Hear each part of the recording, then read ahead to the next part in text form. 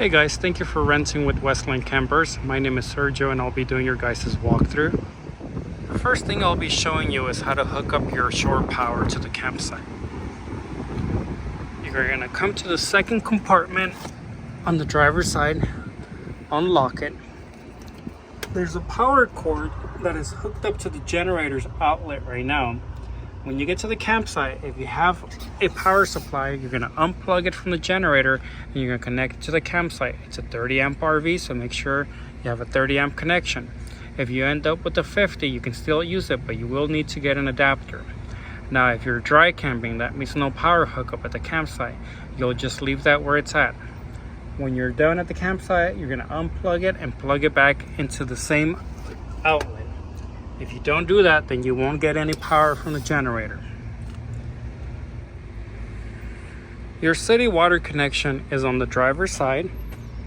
If you have water at the campsite, what you do is you take the water hose out, you're going to connect it into this inlet, and you're going to turn it on. Once you're there, you'll have running water the whole time you're connected. If you're dry camping, then that means you'll be running off of the water in the tank.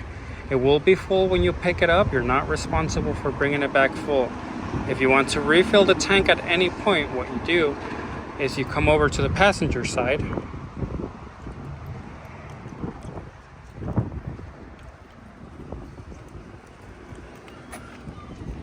And you connect the water hose to tank fill. You're going to let the water run in there till it's completely full. Water will start to come out from under the RV. That's how you know it's 100% full. You are responsible for dumping the black and the gray tank before returning it to us. The switch outlet is here in this compartment. What you're going to do is you're going to take the hose from this compartment over here. You're going to pull out your sewage hose. Bring it right here. Lock it into place into the outlet. Take the other end, stick it in the hole in the ground. Once you're all set up, you're going to pull the black valve first. So it'll be this one right here first. Let everything drain out. Next one will be the gray valve second. That's the shower and the sink waste. Once you're completely done, you're going to leave them open if you're no longer going to use the tanks. If you are still planning on using the tanks, then you're going to push them closed. If you return the valves in a closed position, we will charge you a dumping fee. We'll assume that it's full. If you return the valves in the open position, then we will know that you'd empty the tanks. There's a water hose in this compartment that you can use to fill up your tank or hook up to city water. On the passenger side, left to the main entry door, you'll find the compartment that has the propane tank. You are responsible for returning it back at the same level that you started. You can go to any gas station that does propane. We can even send you the address to the one that's around here. If you don't bring it back at the same level, we will fill it back up for you, but we charge $1 more per gallon in the gas station. The RV takes regular gas, 87 only. Please do not put any diesel, ethanol, fuel, or anything else into the gas tank. Regular only. Okay guys, that's pretty much for the outside part of the walkthrough. I'm gonna go ahead and show you the interior now.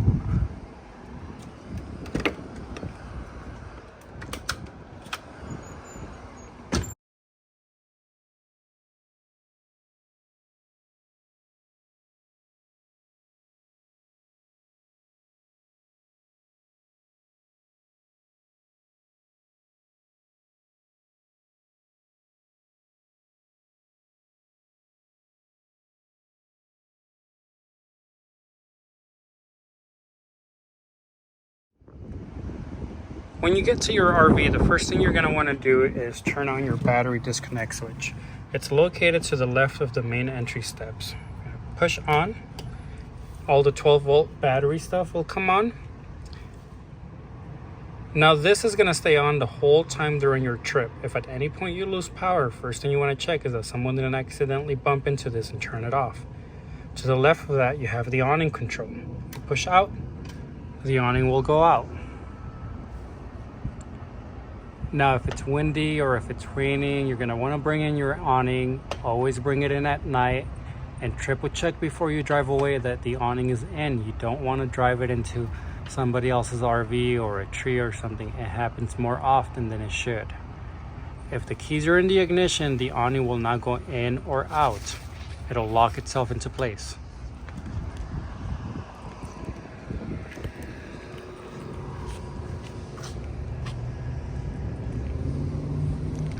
To bring in the awning, you simply press in.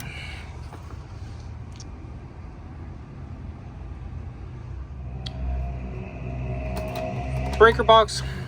If you're running your AC unit and it doesn't want to work, just come over here, check the breakers, make sure none of them are tripped. Same goes for the microwave, power outlets, TV.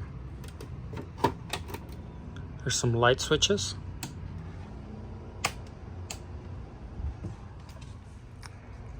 For the control panel, from here you'll be able to control the water pump, water heater, generator, check on your levels. If you need water in the shower sink, flushing the toilet, you're going to turn on the water pump.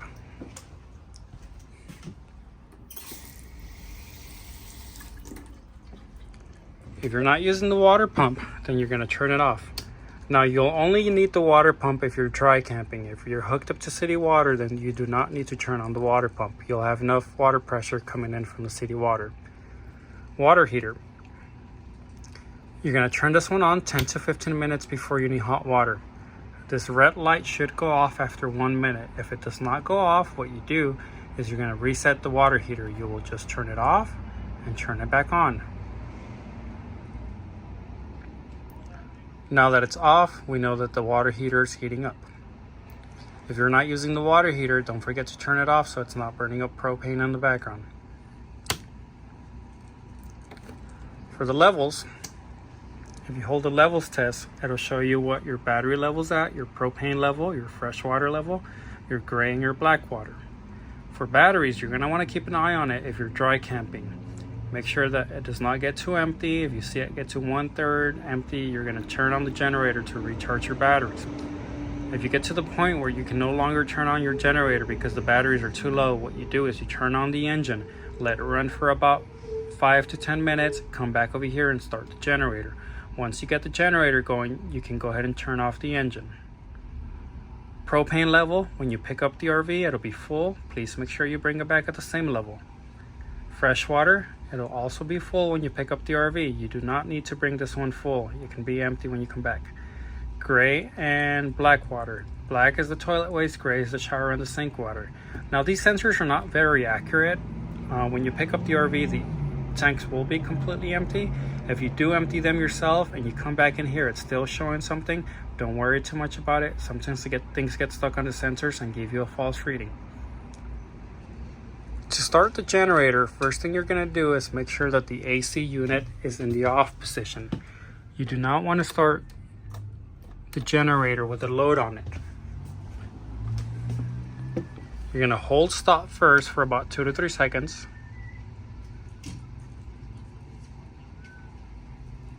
And then you're going to hold start till it starts.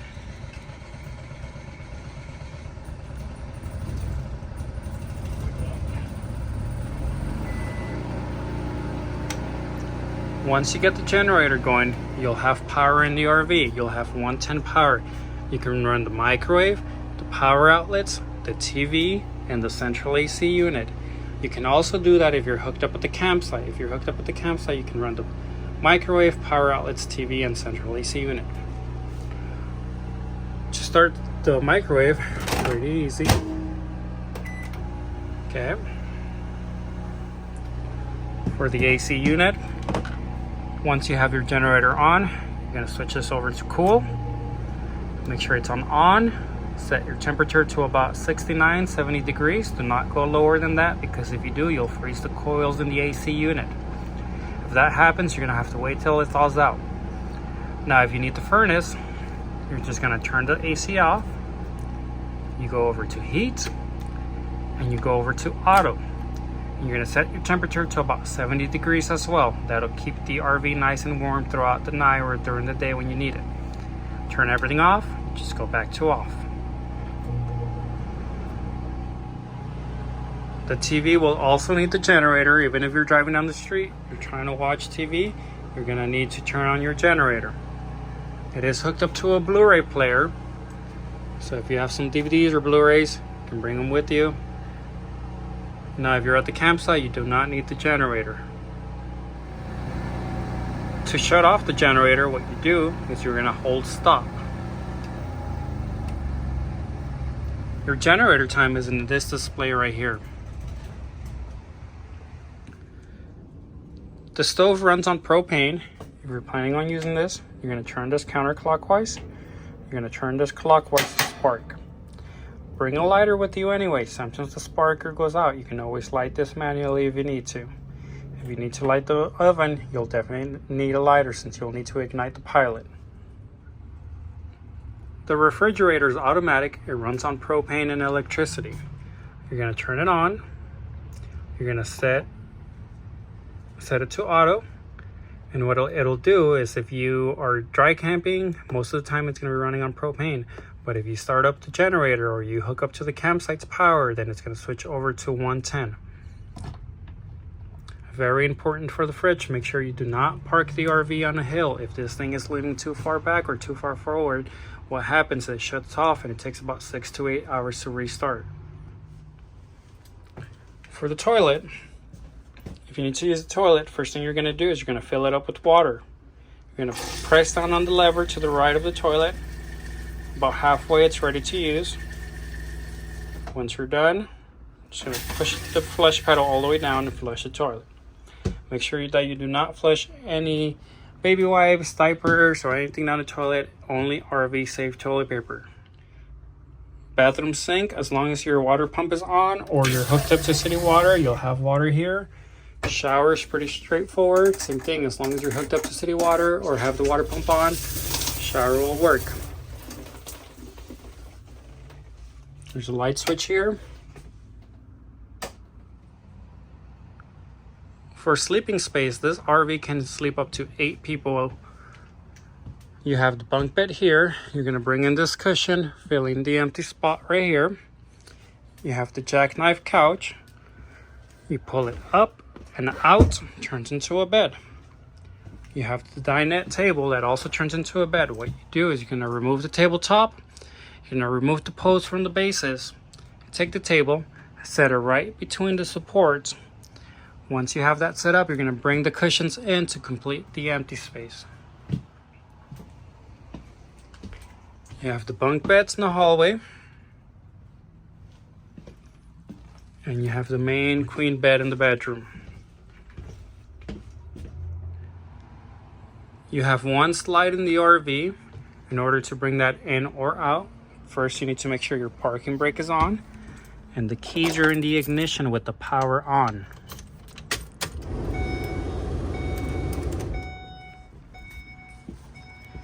Once you have that set up, the control is on top of the control panel. You're gonna hit in and the slide will come in or go out. Make sure the bathroom door is closed before you bring in the slide, and make sure no one is sitting down on the dinette before you bring it in. For the dash area, you can find your miles here, your fuel level. When you pick up the RV, it'll have a full tank of gas. Please return it back full. If you do not, we'll fill it back up to the same level you started, but we charge $1 more per gallon than the gas station. You do have a backup camera. Whenever you throw it in reverse, it'll automatically switch over to the backup camera. Dash AC.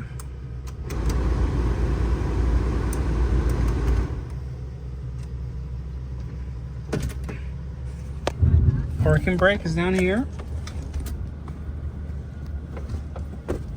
Brake release.